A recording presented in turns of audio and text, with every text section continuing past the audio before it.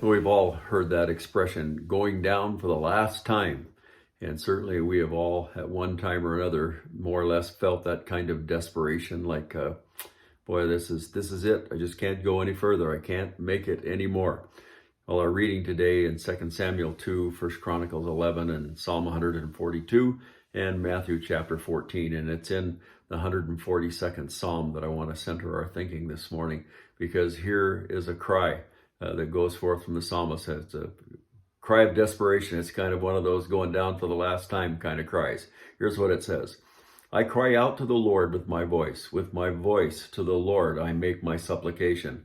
I pour out my complaint before him. I declare before him my trouble. So too many times I think my complaint is to someone else. It's kind of like, remember that game show, A Millionaire? You get one of the three things you can do is phone a friend, and to try to help you get the answer. And boy, how many times have we all been guilty of that, and phone a friend and pour out our complaint to them and try to get some sympathy or whatever else, or an answer even. But here the psalmist is crying out to the Lord, and that's really the place that we need to cry out to.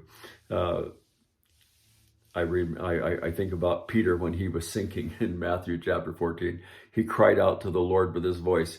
And I rather imagine as he was sinking, as the waves were tossing around and the wind is blowing and all the stuff is going on, I rather think that it was not just kind of a little whimpery kind of cry. I think he was screaming at the top of his lungs, and Lord help me. And so it wasn't a whisper. But I think that's kind of the idea that the psalmist has in mind here.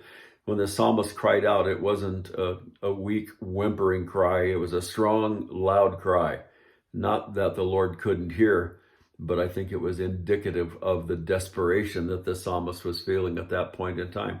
And I think sometimes, too, we need some kind of an expression of our desperation. Certainly the Lord knows our heart, and it isn't the volume of our voice that's going to make the difference. But in this case, for sure, it was indicative of the desperate situation that he found himself in. And the reality of it is, despair can be overwhelming. Like the boisterous waves that were surrounding Peter, like the situation that the psalmist found himself in.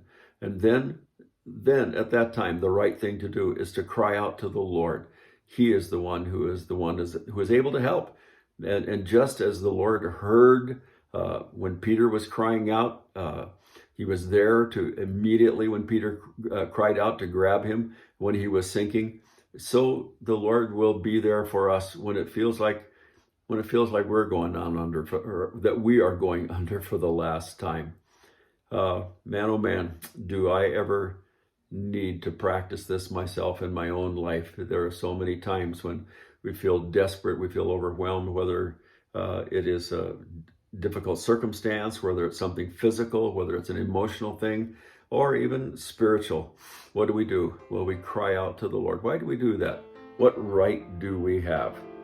Well, as a child of God, we have every right, because we're his children, and he bids us to come to him with boldness, actually, in the time of need. And so I want to encourage you today, wherever you are, whatever you're doing, if you are in a desperate situation, cry out to the Lord.